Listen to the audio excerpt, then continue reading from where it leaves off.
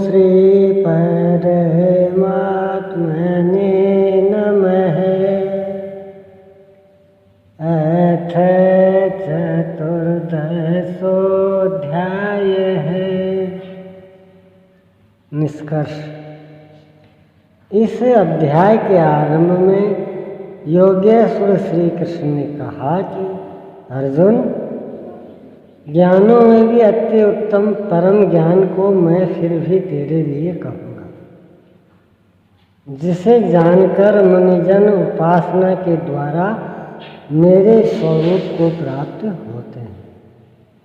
फिर सृष्टि की आदि में वे जन्म नहीं लेते, किंतु शरीर का निधन तो होना ही है। उस समय वे व्यथित नहीं होते। वे वास्तव में शरीर तो उसी दिन त्याग देते हैं जिस दिन स्वरूप को प्राप्त होते हैं। प्राप्ति जीते जी होती है, किंतु शरीर का अंत होते समय भी वे व्यथित नहीं होते। प्रकृति से ही उत्पन्न हुए रज, सत्व और तम तीनों गुण ही इस जीवात्मा को शरीर में बांधते हैं। दो गुणों को दबाकर तीसरा गुण बढ़ाया जा सकता है। गुण परिवर्तनशील हैं। प्रकृति जो अनादि है, नष्ट नहीं होती, बल्कि गुणों का प्रभाव डाला जा सकता है। गुण मन पर प्रभाव डालते हैं। जब सत्वगुण की वृद्धि रहती है तो ईश्वरीय प्रकाश और बोध शक्ति रहती है। रजोगुण रागात्मक है। उस समय कर्म का लोभ रहता है, आसक्ति रहती है, और अंतःकरण में तमोगुण कार्य रूप लेने पर आलस्य प्रमाद घेर लेता है। सत्व की वृद्धि में मृत्यु को प्राप्त हुए पुरुष ऊपर के निर्मल लोकों में जन्म लेता है। रजोगुण की वृद्धि को प्राप्त हुआ मनुष्य मानव योनि में ही लौटकर आता है, और तमोगुण की वृद्धि काल में मनुष्य शरीर त्याग कर अधम अर्थात पशु, कीट, पतंग इत्यादि योनि को प्राप्त होता है। इसलिए मनुष्यों को क्रम से उन्नत गुण सात्विक की ओर ही बढ़ना चाहिए। वस्तुतः तीनों गुण किसी न किसी योनि के ही कारण है। गुण ही आत्मा को शरीर में बांधते हैं, इसलिए गुणों से अतीत होना चाहिए। वे जिससे मुक्त होते हैं उसका स्वरूप बताते हुए योगेश्वर ने कहा, अष्टधा मूल प्रकृति गर्भ को धारण करने वाली माता है, और मैं ही बीज रूप पिता हूँ। अन्य कोई न माता है न पिता। जब तक यह क्रम रहेगा तब तक चराचर जगत में नियमित रूप से कोई न कोई माता पिता बनते रहेंगे,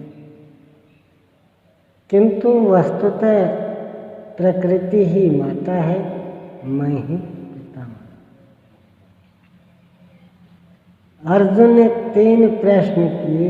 गुणातीत पुरुष के क्या लक्षण है, क्या आचरण है, और किस उपाय से मनुष्य इन तीनों गुणों से अतीत होता है। इस पर योगेश्वर श्री कृष्ण ने गुणातीत पुरुष के लक्षण और आचरण बताए, और अंत में गुणातीत होने का उपाय बताया कि जो पुरुष अव्यभिचारिणी भक्ति और योग के द्वारा निरंतर मुझे भजता है, वह तीनों गुणों से अतीत हो जाता है। अन्य किसी का चिंतन न करते हुए निरंतर इष्ट का चिंतन करना अव्यभिचारिणी भक्ति। जो संसार के संयोग वियोग से सर्वथा रहित है उसी का नाम योग है। उसको कार्य रूप देने की प्रणाली का नाम कर्म है। यज्ञ जिससे संपन्न होता है वह हरकत कर्म है। अव्यय विचारिणी भक्ति द्वारा उस नियत कर्म के आचरण से ही पुरुष तीनों गुणों से अतीत होता है और अतीत होकर ब्रह्म के साथ एक ही भाव के लिए पूर्ण कल्प को प्राप्त होने के लिए योग्य होता है। गुण जिस मन पर प्रभाव डालते हैं उसके विलय होते ही ब्रह्म के साथ एक ही भाव हो जाता है। यही वास्तविक कल्प है। अतः बिना भजन किए कोई गुणों से अतीत नहीं होता। अंत में योगेश्वर श्री कृष्ण निर्णय देते हैं, वह गुणातीत पुरुष जिस ब्रह्म के साथ एक ही भाव में स्थित होता है उस ब्रह्म का, अमृत तत्व का, शाश्वत धर्म का और अखंड एक रस आनंद का मैं ही आश्रय है, अर्थात प्रदान करता हूँ। अब तो श्री कृष्ण चले गए, अब वह आश्रय तो चला गया, तब तो बड़े संशय की बात है, वह आश्रय अब कहाँ मिलेगा। लेकिन नहीं, श्री कृष्ण ने अपना परिचय दिया है कि वे एक योगी थे, स्वरूपस्थ महापुरुष थे। शिष्यस्ते हम साधी माम त्वाम प्रपन्न। अर्जुन ने कहा, मैं आपका शिष्य हूँ, आपकी शरण हूँ, मुझे संभाली। स्थान स्थान पर श्री कृष्ण ने अपना परिचय दिया, स्थित प्रज्ञ महापुरुष के लक्षण बताए और उनसे अपनी तुलना की। अतः स्पष्ट है कि श्री कृष्ण एक महात्मा योगी थे।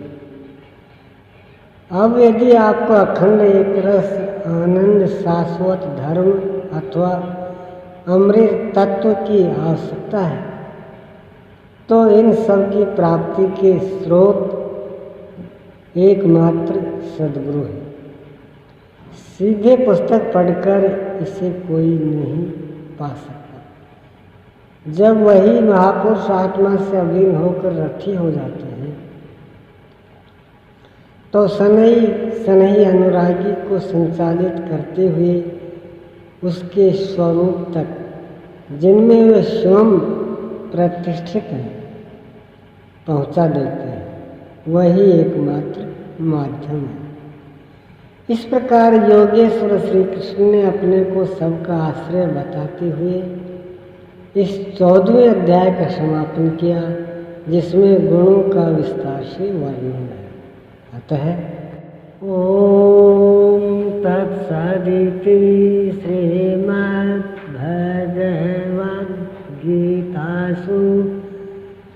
उपनिषत्सु ब्रह्म विद्यायां योगशास्त्रे श्रीकृष्णार्जुन संवादे गुणत्रय विभाग योगो नाम चतुर्दशोऽध्याय है। इस प्रकार श्रीमद् भगवद गीता रूपी उपनिषद एवं ब्रह्म विद्या तथा योग शास्त्र विषय श्री कृष्ण और अर्जुन के संवाद में गुणत्रय विभाग योग नामक 14वां अध्याय पूर्ण होता है। इति श्रीमद् परमहंस परमानंदस्य शिष्य स्वामी अड़गड़ानंद कृते श्रीमद्भगवद्गीतायाः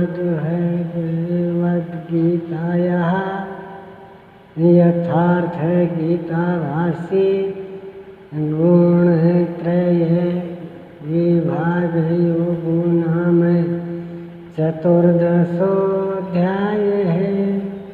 इस प्रकार श्रीमद परमहंस परमानंद जी के शिष्य स्वामी अड़गड़ानंद कृत श्रीमद भगवद गीता के भाष्य यथार्थ गीता में गुणत्रय विभाग योग नामक 14वां अध्याय पूर्ण होता है। हरि ओम तत्सत। ओम श्री सद्गुरुदेव भगवान